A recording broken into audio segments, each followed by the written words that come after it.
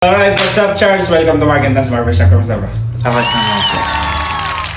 Ano tayo? Bigyan tayo. Nagbubuhat-buhat. Okay. Bigger than myself, but it's not enough.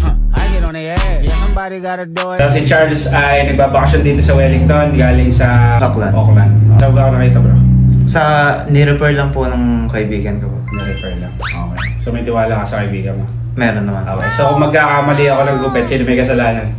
Yung kaibigan. Yung kaibigan mo. Okay.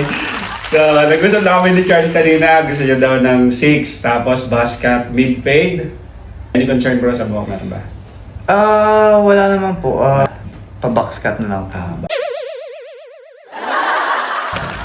Sige. Meron bang say shoutout dyan ba? Wala ba? Wala naman. Sorry guys, taken na daw si Charles, so hindi na pwede mag-advertise ngayon. Alright, ready na? Opo. Alright, let's do it. Nice. Yeah, man, check out this dope shit. Yeah, man, check out this dope shit.